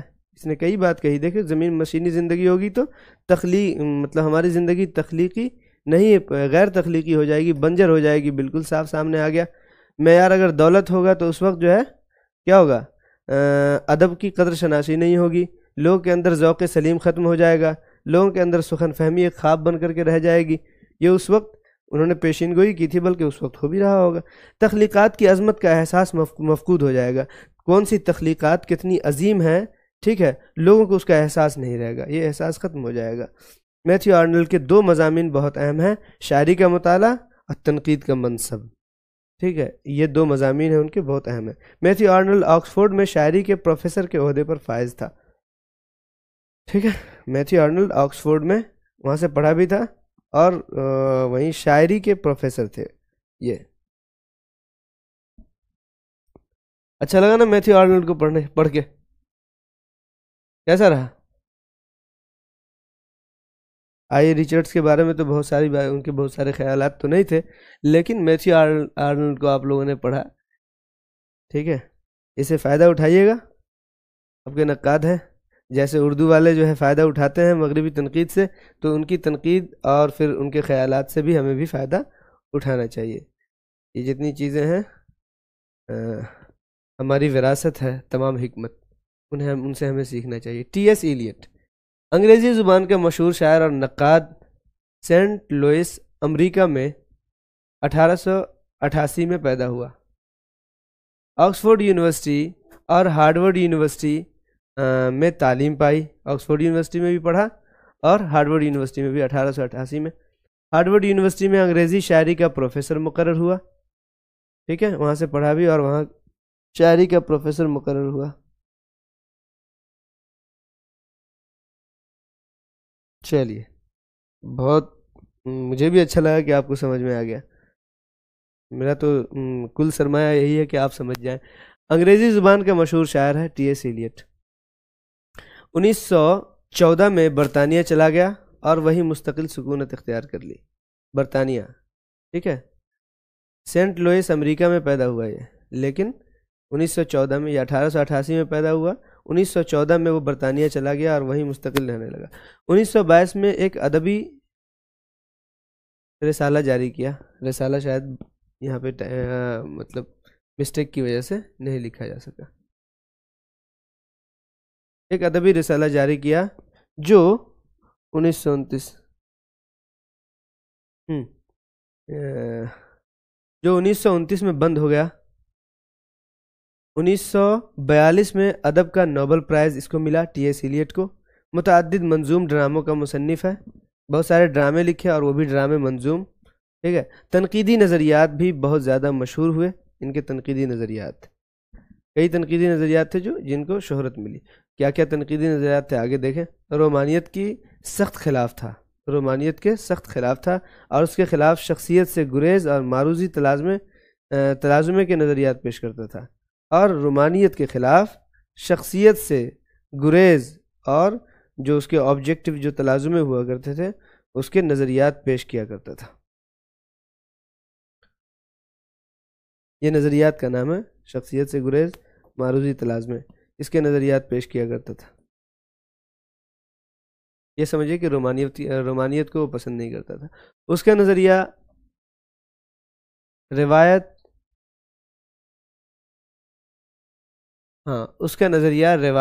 اردو ادب پر بھی اثر انداز ہوا. اردو ادب کی روایت پر بھی اس کا نظریہ اثر انداز ہوا اور کئی اردو نقاد جیسے محمد حسن عسکری، ڈاکٹر جمیل جالوی، ڈاکٹر سید عبداللہ اور ڈاکٹر عابد علی عابد ان سے متاثر نظر آتے ہیں.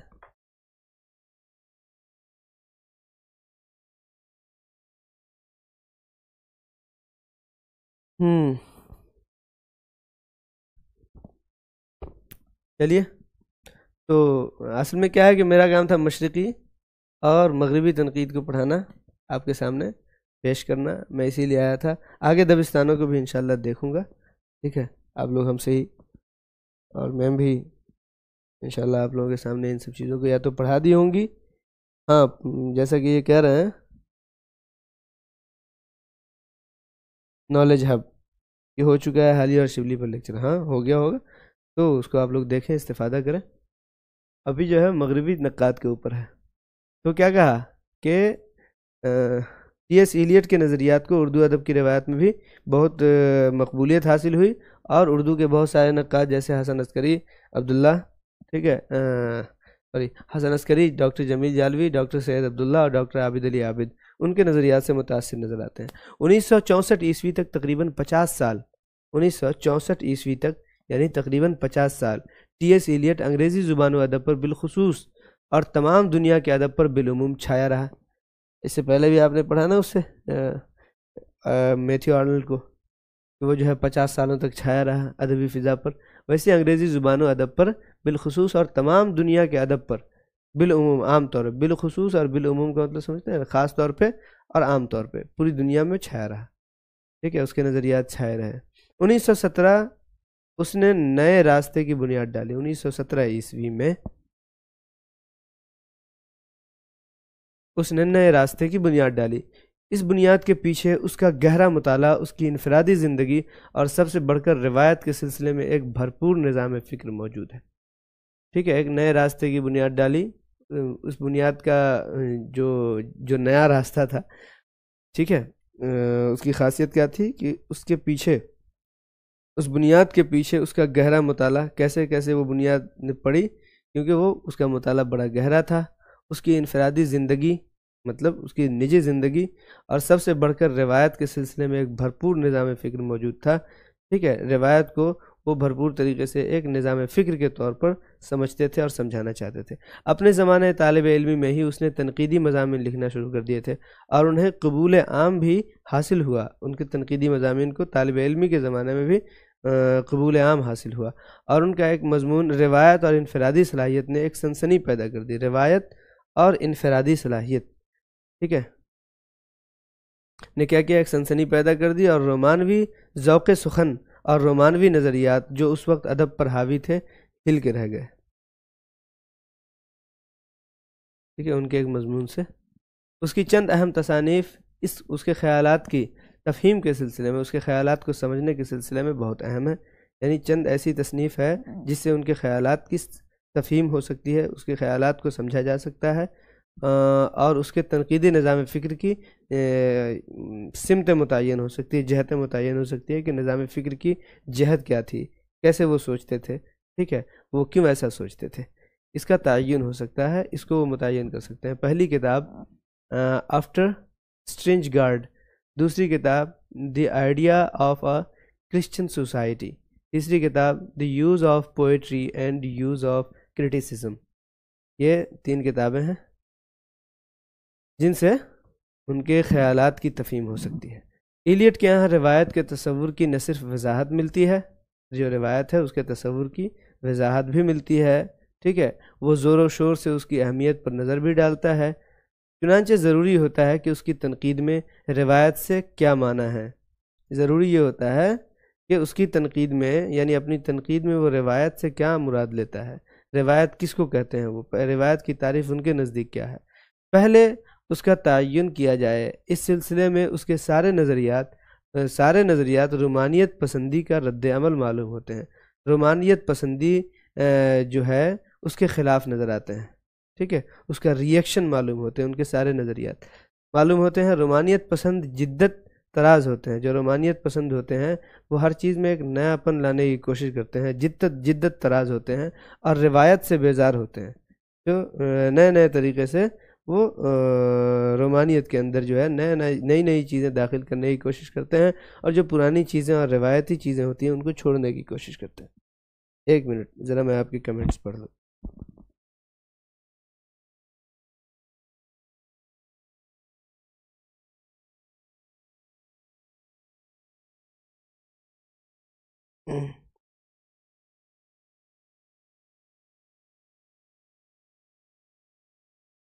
عشرت، ہاں یہ بات جو ہے آپ اس ویکنڈ میں کون سی ٹیسٹ ہوگی وہ آپ میم سے فون کر کے پوچھ لیں. دیکھیے بتایا پیپر 1. یہ سب سوالات کیوں لے کے آتے ہیں یہاں آپ لوگ؟ یہ تو کلاس نہ ہو رہی ہے. یہ ساری باتیں آپ وہاں پوچھئے، کلاس سے متعلق چیزیں آپ جو ہے کلاس یہاں اس کلاس سے متعلق باتیں پوچھنا، ریلیونٹ کوشچنس پوچھیے یہاں پہ چیٹ میں، ہے نا، تب جا کر کے آپ کا بھی فائدہ ہوگا اور آپ کے سوال سے آپ کے ساتھیوں کا بھی فائدہ ہوگا اور میرا بھی فائدہ ہوگا، ہے نا۔ چلیے پہلے اس کا تعین کیا جائے، اس سلسلے میں اس کے سارے نظریات رومانیت پسندی کا رد عمل معلوم ہوتے ہیں۔ رومانیت پسند جو ہوتے ہیں وہ جدت طراز ہوتے ہیں، نئی چیزیں لاتے ہیں اور روایت سے بیزار ہوتے ہیں۔ یہی وجہ ہے کہ ایلیٹ پوری شدت سے روایت پر زور دیتا ہے اور جدت پسندی کو پسند نہیں کرتا۔ رومانیت میں جو یہ ساری چیزیں داخل کرتے ہیں، اس لیے رومانیت کے خلاف آواز بلند کرتا ہے اور روایت پر وہ زور دیتا ہے۔ ماضی کا رشتہ حال سے جوڑے، پوچھے کہ روایت یہ جدت رومانیت پسند کیوں نہیں تھا، روایت پسند کیوں تھا، تو یہی کہتا ہے کہ رومانیت پسند جو ہے نا، رومانیت پسند لوگ وہ جدت طراز ہوتے ہیں، وہ نئی چیزیں اپنے اندر لانے کی کوشش کرتے ہیں، اپنے ادب کے اندر، اپنی شاعری کے اندر، اپنی تنقید کے اندر، تو لیکن اس کو یہ جو ہے نا پسند نہیں کیا کرتے تھے ایلیٹ، اور وہ روایت پر زور دینا چاہتے تھے، اس لیے اس کو ختم کرنے کی کوشش کرتے تھے۔ ماضی کا رشتہ حال سے جڑے ہوئے مستقبل کے امکانات پر غور کرتا ہے۔ دیکھیے کتنی اچھی بات کی اس نے، کہ جو ماضی کا رشتہ ہے اس کو حال سے جوڑتے ہوئے، ماضی کا رشتہ جو ہے آج سے اگر ہم جوڑیں گے، ٹھیک ہے، تو مستقبل کے ایک نئے امکانات، مستقبل میں ایک نئے امکانات ہمارے سامنے آئیں گے۔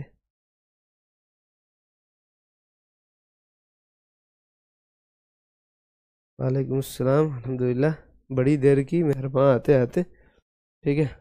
ماضی کا رشتہ حال سے جوڑتے ہوئے، جو ماضی کی چیزیں ہیں نا اس کا رشتہ ہمارے زمانے سے کس طرح کا ہے، اب مستقبل میں اس کے امکانات، مطلب مستقبل میں اس سے ہمیں کیا سبق ملتا ہے، ٹھیک ہے، ہم آگے کیسے بڑھیں گے، بالکل ویسے ہی جیسے ہسٹری کے اندر ہے۔ ماضی کے روایتوں کو پڑھیں گے، بھائی ماضی میں سلطنت ہوتی تھی یا بادشاہ ہوتے تھے، ان کی بادشاہت کس طرح سے عروج پاتی تھی، یا پھر جو ہے وہاں لوگ جو ہے یا پھر قومیں ترقی کس طرح سے کرتی تھیں، وہاں جو ہے قوموں کو نام کس طرح سے حاصل ہوتا تھا، یا پڑھنے والے جب تعلیم حاصل کرتے تھے تو وہ کس طرح سے حاصل کرتے تھے، کون کون سے راستے وہ اپناتے تھے، ٹھیک ہے۔ تو وہ آپ جب پڑھ لیجئے اپنے ماضی کو، تو آج یعنی موجودہ زمانے سے اس کا رشتہ جوڑیے گا، تو کیا کیجیے گا کہ اپنے اندر بھی، اپنی زندگی میں بھی اسی طرح سے، اسی طرز عمل کو آپ اختیار کرنے کی کوشش کیجیے گا۔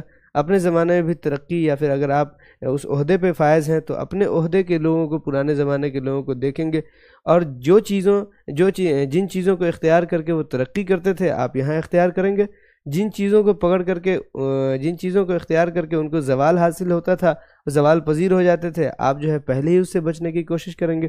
عقل مند وہی ہے جو دوسروں کے تجربات سے فائدہ اٹھائے، تو ماضی سے ہی تو فائدہ اٹھے گا۔ تو مطلب نئے زمانے سے ایک رشتہ ہوتا ہے ماضی کا، جب وہ رشتہ قائم رہتا ہے تبھی جا کر کے مستقبل میں کچھ امکانات ہوتے ہیں، ٹھیک ہے۔ مستقبل میں جا کر کے، تبھی جا کر کے آپ یہ سوچیں گے کہ اگر ہم ان چیزوں سے بچ جائیں گے یا پھر ان ترقی کے حامل چیزوں کو اختیار کر لیں گے، تو مستقبل میں جا کر کے ہماری ترقی کے نئے امکانات سامنے آئیں گے۔ وہی کہہ رہے ہیں ماضی کا رشتہ حال سے جوڑے ہوئے مستقبل کے امکانات پر غور کرتا ہے۔ سمجھ میں آیا؟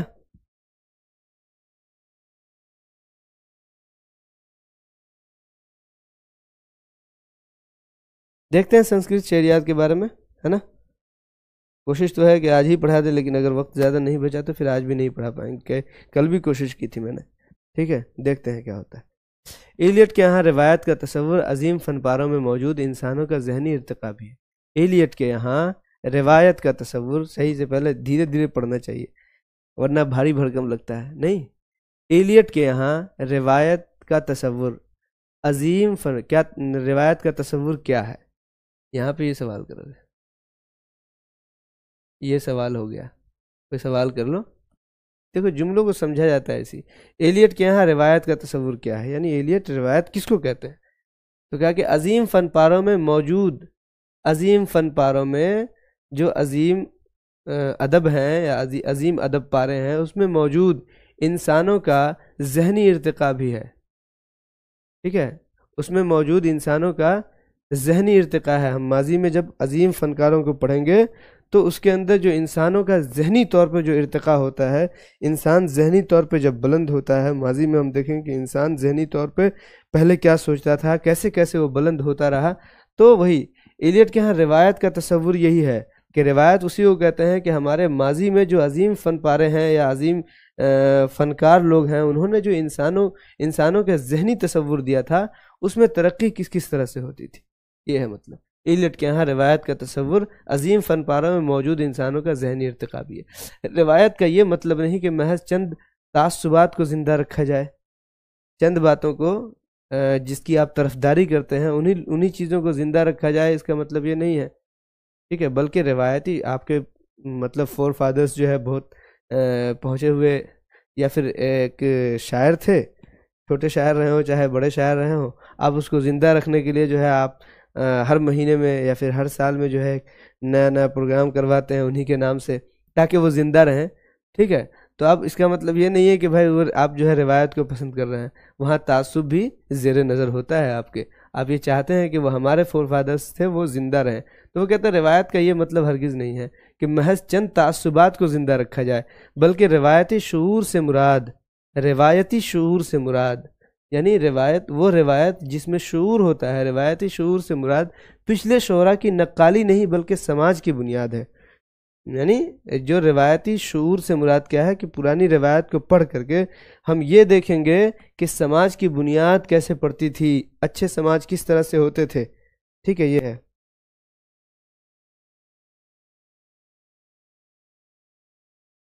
جی ہاں، جی ہاں، تو پچھلے شعراء کی نقالی نہیں بلکہ سماج کی بنیاد ہے، یعنی پچھلے شعراء کی نقالی کرنے کے لیے ہم روایت کو زندہ نہیں رکھتے ہیں کہ ہم پچھلے شعراء کی نقل کریں گے، بلکہ اس لیے رکھتے ہیں کہ پچھلے سماج کس طرح سے وجود میں آتا تھا، اچھا سماج کیسے بنتا تھا۔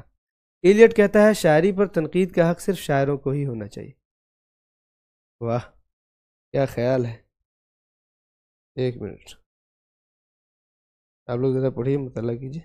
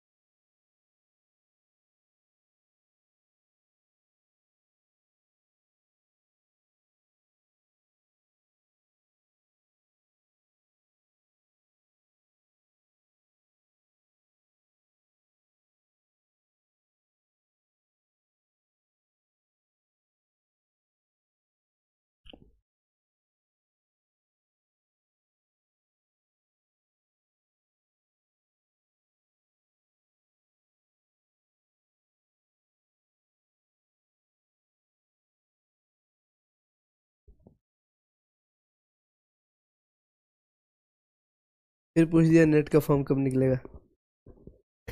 یہ ٹی ایس ایلیٹ نے کہا تھا کیا کہ نیٹ کا ایگزام دینا ہے؟ چلیے دیکھ لیجیے گا کب نکلتا ہے۔ خیر، آپ کو یہ ساری باتیں سمجھ میں آ گئی آپ لوگوں کو؟ ایلیٹ کو ہم لوگ پڑھ رہے تھے، آ گئی باتیں سمجھ میں؟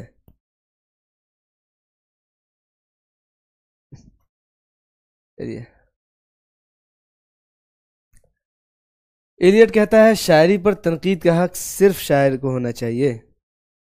کیوں کہتا ہے آپ تو سمجھ ہی گئے ہوں گے، شاعری پر وہی تنقید کر سکتا ہے جو خود شاعر ہوگا، جو خود شاعر نہیں ہے وہ کیا جانے کہ بحر کس کو کہتے ہیں، وہ کیا جانے کہ مطلب اس کے اندر صنعتوں کا استعمال کیسے ہوتا ہے، وہ کیا جانے کہ بڑی بڑی باتیں کس طرح سے پیش کی جاتی ہیں، وہ کیا جانے کہ اپنے ذہن کو شاعر کس طرح سے موڑتا ہے، اس کی نفسیات کیا ہے۔ یہ کیا ہے شمع 34 مارچ کو؟ جواب معلوم ہے تو جواب دے دیں، ورنہ چھوڑ دیں جیسے میں نے چھوڑ دیا، کوئی بات نہیں ہے، پوچھ سکتے ہیں آپ، لیکن یا آپ میم سے پوچھیں یا پھر سر سے پوچھیں، شاہد سر سے، وہ بتائیں گے۔ ایلیٹ کہتا ہے شاعر پر تنقید کا حق صرف شاعروں کو ہونا چاہیے۔ شاعر کو ہونا چاہیے کہ مطلب یہ نہیں ہے کہ اور دوسرے کو وہ تنقید کا حق نہیں دیتا، وہ یہ کہنا چاہتا ہے کہ اس سے تو آپ یہ بھی سمجھ سکتے ہیں نا کہ جو نقاد ہو، شاعری کا نقاد، اس کو بھی شاعر ہونا چاہیے، یہ بھی تو آپ سمجھ سکتے ہیں، بات وہی ہے۔ شاعری پر تنقید کا حق صرف شاعر کو ہونا چاہیے کا مطلب یہ ہے کہ نقاد کو شاعر ہونا چاہیے۔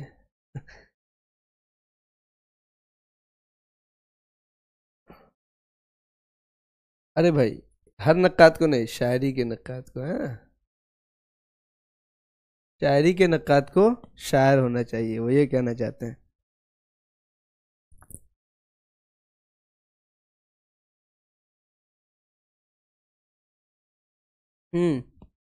ایلیٹ کہتا ہے شاعری شخصیت کا اظہار نہیں، شخصیت سے فرار ہے۔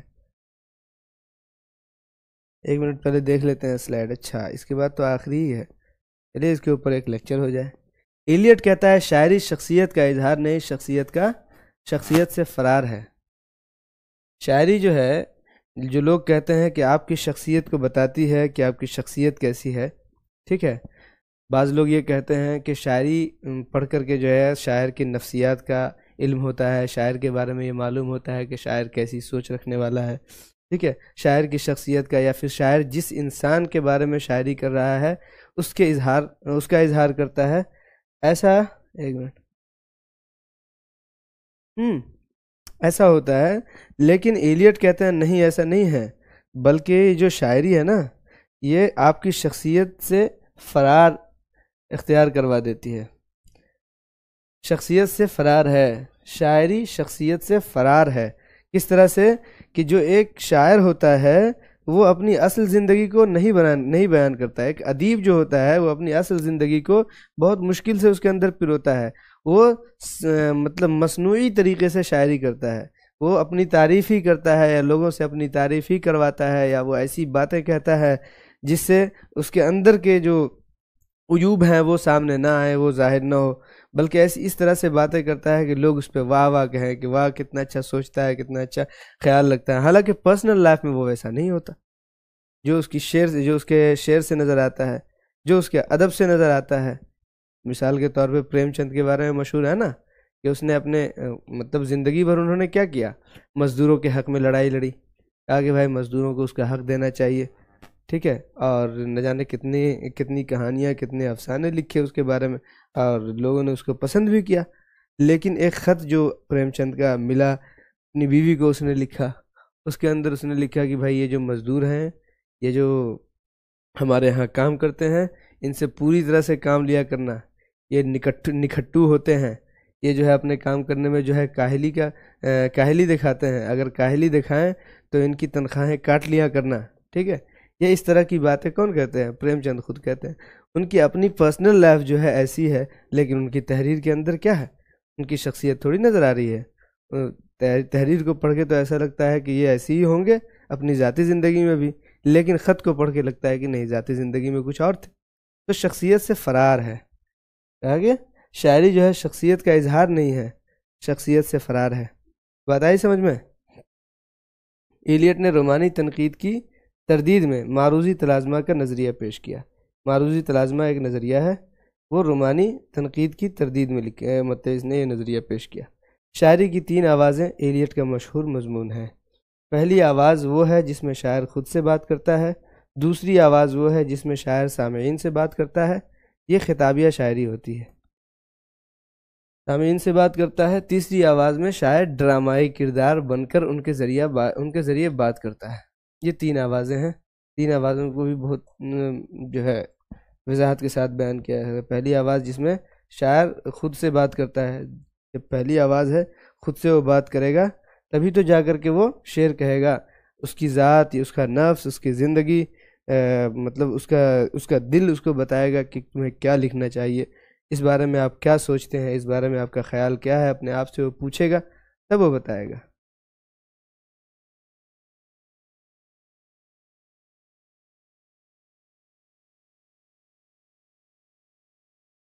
ٹھیک ہے، اس کے بعد جو ہے پہلی آواز ہے، پہلے خود کلامی کرتا ہے، تب جو ہے کوئی تحریر وجود میں آتی ہے۔ دوسری آواز وہ ہے، یعنی اس کو آواز کہتے ہیں کہ سامعین کے سامنے وہ اپنی شاعری کو پیش کرتا ہے، ٹھیک ہے، اس سے مخاطب ہوتا ہے، اس کو خطابیہ شاعری کہتے ہیں۔ تیسری آواز میں شاعر ڈرامائی کردار بن کر ان کے ذریعے بات کرتا ہے۔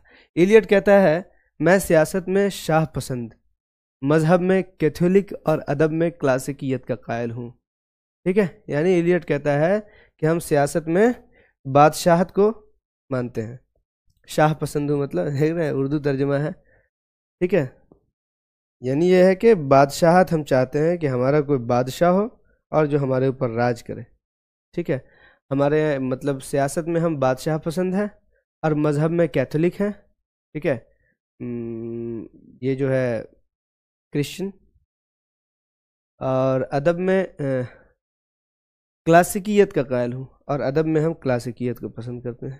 یہ اس کا اپنی پسند ہے اس کی، ٹھیک ہے۔ یہ ایک قول کے طور پہ بھی آپ کے سامنے پیش کیا جا سکتا ہے امتحان میں، اس کو دھیان میں رکھیے گا کہ بادشاہت کو پسند کرتا تھا، مذہب میں کیتھولک کو پسند کرتا تھا، اور ادب میں کلاسیکیت کو پسند کرتا تھا۔ ایلیٹ کے مضامین دیکھو کیا ہے، شاعری اور ڈرامہ۔ کلاسک کیا ہے، شاعری کی 3 آوازیں، روایت اور انفرادی صلاحیت، شاعری کا سماجی منصب، تنقید کا منصب۔ یہاں پہ جا کر کے ہماری باتیں ختم ہوتی ہیں۔ اختتامیہ کے طور پہ آپ کے سامنے ہم آپ کو پھر سے ہم دکھا دیں کہ پہلے ہم لوگوں نے کس کو پڑھا تھا، کل سے لے کر کے آج تک بھولیں گے نہیں۔ سقراط، افلاطون اس کا شاگرد تھا، افلاطون کا شاگرد ارسطو، اس کو پڑھے تھے، ان لوگوں کے نظریات کو پڑھے، افلاطون کے نقل کے نظریہ کو پڑھے، ارسطو کے جو ہے نقل کے نظریہ کو جو ہے ایک نظام فکر کے طور پہ انہوں نے پیش کیا اور ایک صحیح سمت دی ارسطو نے، اور ارسطو کے جو کچھ مطلب نظریات تھے اس کو ہم نے اس کو پڑھا، اور لانجانس جس کے اندر ہم نے بہت اچھی باتیں سیکھی، لانجانس کو بھی ہم نے پڑھا تھا۔ آج آئے ریچرڈس کو پڑھا اور میتھیو آرنولڈ کو پڑھا، اسی طرح سے ٹی ایس ایلیٹ کو پڑھا۔ یہاں جا کر کے ہمارا یہ وہ لوگ ہیں، وہ نقاد ہیں یا پھر وہ مغربی معلمین ہیں، ان کو پڑھ کر کے ہمیں پتہ چلتا ہے کہ مغرب میں بھی مغرب کا ادب یا مغرب کی تنقیدی ادب یہ بہت ہی زرخیز ہے۔ یہ سب باتیں ہم لوگوں نے پڑھ ڈالی، اس کو دھیان میں رکھیے گا، یہ سلائڈ کو پڑھیے گا ہی، لیکن سلائڈز کے ساتھ ساتھ مغربی تنقید، مغربی نقاد، اس کو بھی پڑھنے کی کوشش کیجیے گا۔ بتائیے کیا میں انصاف کر پایا آپ کے اس مضمون سے یا نہیں؟ کہیں پہ کسی طرح کی کوئی بات اگر آئی ٹھیک ہے تو بتائیں، کوئی اگر اعتراض، کوئی سوال؟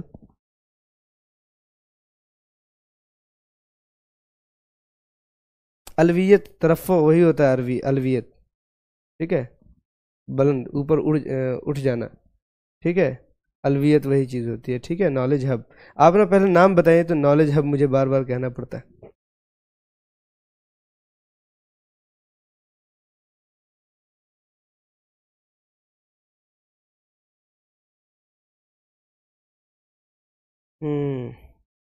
اچھا لگا کہ آپ لوگوں کو سمجھ میں آیا۔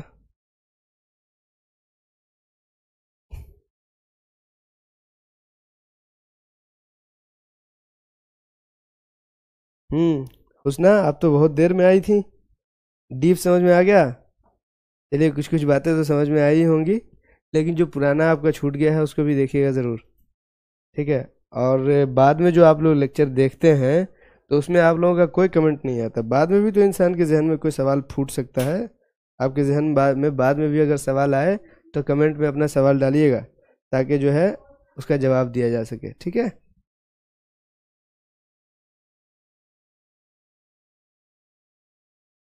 چلیے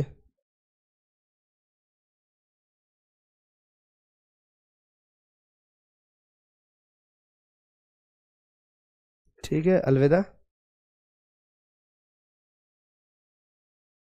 اللہ حافظ، السلام علیکم۔